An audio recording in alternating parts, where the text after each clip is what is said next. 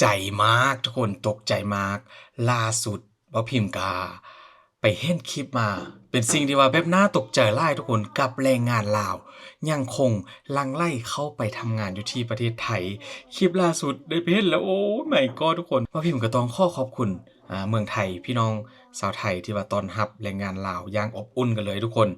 คลิปมื้อนี้ก็ได้เห็นแล้วก็รู้สึกดีใจหลายที่ว่าคนลาว ได้ไปทำงานอยู่ที่เมืองไทยเพราะว่าจะทำให้มีเวียกเฮ็ดงานทำแล้วก็มีรายได้ที่แบบดีกันเลยแล้วก็สูงกันเลยนะทุกคนและมื้อนี้ก็อยากจะให้ทุกคนได้เบิ่งเพราะว่าพิมพ์ก็ห่างหายไปนานซะเหลือเกินกับการอ่าทำคลิปเกี่ยวกับแรงงานลาวทุกคนมื้อนี้ก็เป็นอีกสิ่งหนึ่งหลังจากที่เมืองไทยได้ยกเลิกเอาแรงงานจากข้างบ้านนั่นก็คืออ่า เขมรนั่นเองนะและล่าสุดมื้อนี้ทุกคนมาเราไปเบิ่งคลิปกันเลยว่าจะมีหยังแด่กับแรงงานลาวจะเยอะขนาดไหนที่ว่าเดินทางข้ามอ่าด่านไปที่ประเทศไทยเพื่อจะไปทำงานอยู่ที่เมืองไทยนั่นเองเชื่อหรือไม่ทุกคนนี่คือภาพล่าสุดคลิปล่าสุดที่ว่าคนลาวหลายร้อยคนต่อวันที่ว่าเดินทางข้ามด่านไปทำงานอยู่ที่ประเทศไทยมีทั้งอ่า วัยรุ่นนะทุกคนหลักๆก็คือวัยรุ่นเลยแหละที่ทุกคนได้เห็นนี่ทุกคนมีการเดินข้ามทางข้ามถนนกันเพื่อจะไปจุดเขาเรียกอะไรนะจุดเช็กอินใช่ไหมอยู่ที่ด่านหนองคายก็คือป้ายที่เขียนอยู่ในด่านนั่นเองทุกคนคือว่าบ่พิมพ์อยากจะให้คนได้เบิ่งว่านี่คือวัยรุ่นนะทุกคนหลักๆก็คือจะเป็นวัยรุ่นทั้งหมดเลยเริ่มต้นโดยการบ่พิมพ์ต้องขอบคุณพี่น้องชาวไทยแล้วก็ประเทศไทยหลายๆที่ว่าให้โอกาสนะขอบคุณแทน วัยรุ่นลาวคนลาวหลายๆคนที่ว่าข้ามไปเป็นแรงงานไปทำงานอยู่ที่ประเทศไทยก็ตามที่ทุกคนรู้แหละก็คือบริเวณใกล้เคียงประเทศไทยหลายๆประเทศนะบ่ว่าจะเป็นลาวพม่าแล้วก็เวียดนามใช่ไหมมีทั้งอินเดียด้วยนะล่าสุดทุกคนที่ว่าอยากจะข้ามไปทำงานอยู่ที่ประเทศไทยตอนนี้เมืองไทยก็มีการต้อนรับแล้วก็รับแรงงานเป็นจำนวนเยอะแยะทุกคนนี่ก่อนจะไปก็ต้องมีการฝึกอบรมหลายๆอย่างนะทุกคนนี่คือ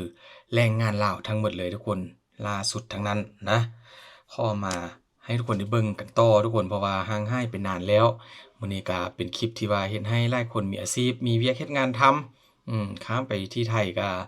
จะได้มีงานประจำแล้วก็รายได้ดีค่าของชีพก็ถูกแล้วก็มีสวัสดิการที่ว่าโคตรดีกันเลยนะทุกคนวัยรุ่นจริงๆนะทุกคนเพราะว่าพักหลังๆมานี้ก็ยิ่งเป็นวัยรุ่นทั้งหมดเลยกับคนลาวที่ว่าข้ามไปที่เมืองไทยทุกคนอ่า มีการย้ายเอกสาร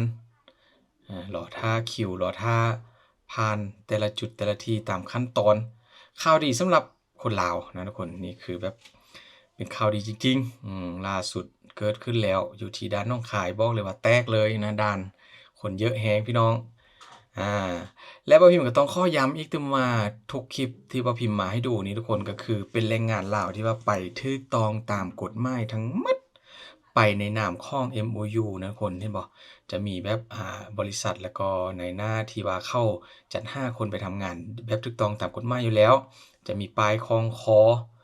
นะเป็นสีส้มสีฟ้าสีน้ำเงินก็ว่ากันไปทุกคนเยอะแฮงทุกคนแม่นแต่วัยรุ่นหน้าตาดีทั้งนั้นนะไปแล้วก็ขอให้ตั้งใจทุกคนเห็นบ่ข่าวดีสำหรับพี่น้องชาวลาวที่ว่าไปทำงานอยู่ที่ประเทศไทยเดินทางแบบตั้งแต่เช้ามืดแล้วก็ถึงค่ำกันเลยนะคุณเพราะว่าแต่ละวันก็ไปจำนวนหลายร้อยคนนะวันหนึงนี่เว้าอยู่เชื่อว่าบ่ต่ำกว่า400-500คนแน่นอนทุกคนเพราะว่ามันมีหลายกลุ่มที่ว่าพาไปนี่ขึ้นรถบัสนะขึ้นรถบัสเกียมออกเดินทางกันแล้วทุกคนอันนี้น่าจะเป็นคลิปตอนกลางคืนคนเยอะแฮงต้องได้สปีดให้ดูบ้างทุกคนเพราะว่าคนมันเยอะนะวัยรุ่นสาวๆทั้งนั้นเลยแล้วก็หนุ่มๆทั้งนั้นเลย และบางคนที่ว่าข้ามไปนะที่ว่าพิมพ์ได้เจอมาก็แบบไปทำงานอยู่ที่เมืองไทยแล้วบ่อยากกลับทุกคนเพราะว่าสาเหตุหยังถ้าจะเว้าว่าในความรู้สึกของบ่พิมพ์นะแล้วก็บ่พิมพ์ได้ไปเห็นคนลาววัยรุ่นลาวที่ไปทำงานอยู่ที่เมืองไทยเนาะกับบทสัมภาษณ์แล้วเข้ามาอัดคลิปก็คืออยู่ไปนานแล้วรู้สึกผูกพันหลงรักประเทศไทยแล้วก็ชื่นชอบบ่ว่าจะเป็นอาหารการกินแหล่งท่องเที่ยวเวียกงานที่ว่าตัวเองทำนะก็คือแบบ ติดใจทุกอย่างถูกใจหมดทุกอย่างนั่นเองแล้วบางคนก็ถึงขั้นว่าใช้ชีวิตอยู่ที่เมืองไทยหลาย10ปีกันเลยทุกคนและถ้าว่าโชคดีก็อาจจะได้แฟนเป็นคนไทยนะได้ถึงขั้นแต่งงานกันก็มีนี่ก็เป็นเรื่องที่ดีเพราะว่าลาวกับไทยก็ เป็นบ้านพี่เมืองน้องกันแล้วก็ภาษาก็คือภาษาที่ว่าสามารถเว้าเข้าใจกันง่ายทุกคนมาต่อกันทุกคนและที่หนึ่งอย่างที่ว่าทึกใจบ่พิมพ์ก็คือหลังจากที่ข้ามไปทุกคนก็คือจะมีการเลี้ยงข้าวแรงงานทุกคนเลยทุกคนมีกี่ร้อยคนเขาก็เลี้ยงเท่านั้นนะนี่คือเป็นสิ่งที่ว่าดีแฮงหลังจากที่ข้ามไปฝั่งไทยแล้วก็จะมีการเชิญเข้าไปร้านอาหารเพื่อจะกินข้าวสามัคคีนี่ทุกคนมีแต่อาหารดีๆทั้งนั้นเลยทั้งเครื่องดื่มนะเป็นหมูกระทะโอ้โฮทุกคนจัดกันแบบเต็มๆบางคนก็อาจจะกินอยู่ฝั่งลาวข้ามไปเพราะว่าหลายร้านก็มีการต้อนรับนะทุกคนพี่น้องชาวไทยพี่น้องชาวลาวก็ฮักแพงกันนะนี่นี่คือแรงงานลาวทั้งหมดเลยทุกคนก่อนจะข้ามหรือว่าหลังจากข้ามไปนะทั้งกินอาหารอยู่ลาวแด่ฝั่งลาวแด่บริเวณที่ใกล้เคียงกับด่านนั่นแหละทุกคนที่ว่าข้ามไปนี่เยอะแฮงบ่ฮู้ว่าแต่ละครั้งที่ว่ามีการจองอาหารนี่กี่หมื่นนะเพราะว่าคนเยอะเลยทุกคนแล้วก็กินแต่ของดีๆแพงๆทั้งนั้นเลยนะหมูกระทะก็สุดหนึ่งก็เท่าไรอยู่ที่เมืองไทยถึงไม่300-400 บาททุกคนนึกว่าแพงกว่านั้นนะ กินกันเมาลานเลยทุกคนเห็นบ่สังเกตจากตัวเลขที่ว่าเขาม้ายโต๊ะนัมเบอร์โต๊ะอยู่ด้านหลังกำแพงอยู่กำแพงทุกคนมีฮอด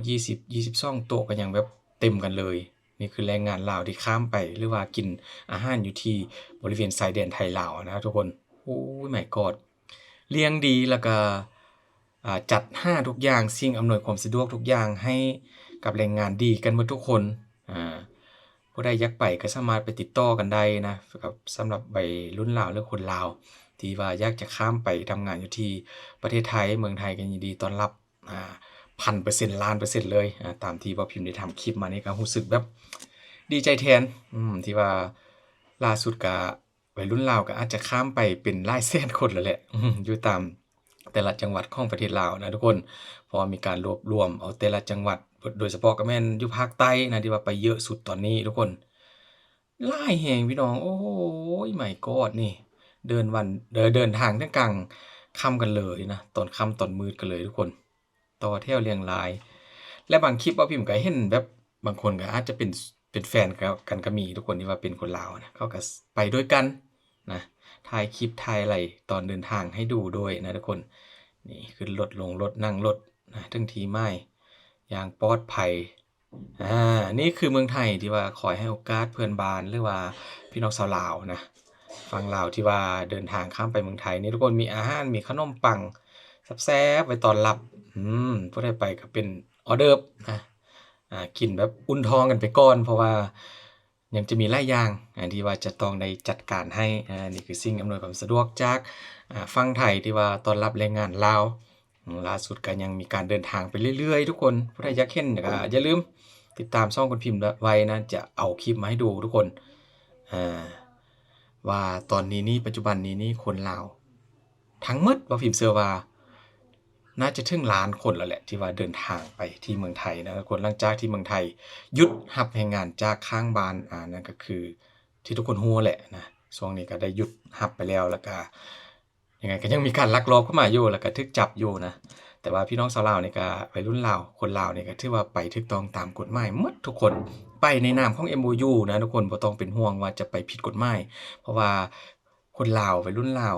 ทั่วประเทศก็คือเขาสามารถรับฟังแล้วก็ดูข่าวไทยตลอดเรื่องของการจับกลุ่มแรงงานเถื่อนแรงงานต่างดาวที่ว่าเข้าประเทศไทยแบบผิดกฎหมายหั้นน่ะลักลอบเข้าทางช่องทางธรรมชาติลักลอบไปตามรถเขาเรียกอะไรรถที่ว่าเข้ามาลักเอาคนขึ้นบ่ว่าจะเป็นรถกระบะรถตู้หั้นน่ะที่ว่าขนเอาแรงงานผิดกฎหมายข้ามน่ะคนลาวเขาบ่ได้ทำแล้วทุกคนเพราะว่าคนลาวสามารถฟังข่าวแล้วก็รู้กฎหมายของเมืองไทยพอสมควรในการข้ามไปเมืองไทยแล้วจะเจออะไรบ้างนะแต่ว่าถ้าว่าไปถูกต้องก็บ่ต้องเป็นห่วงนะทำงานสบายกันเลยสวัสดิการดีจังได๋บ่พิมพ์ก็ต้องขอเป็นกำลังใจให้กับพี่น้องชาวลาวแล้วก็ขอขอบคุณพี่น้องชาวไทยประเทศไทยที่ให้โอกาสแล้วก็ให้คนลาวได้หลายแสนหลายล้านคนข้ามไปเฮ็ดเวียกไปทำงานอยู่ที่เมืองไทยมีรายได้มีเงินเก็บแล้วก็ส่งมาให้ครอบครัวอยู่ที่บ้านนะทุกคนขอบคุณจริงๆเด้อกับประเทศไทยขอบคุณอีกเต็มครั้งหนึ่งนะทุกคนที่ทุกคนเข้ามาเบิ่งคลิปของช่องคุณพิมพ์เจอกันคลิปต่อไปขอบคุณหลายๆ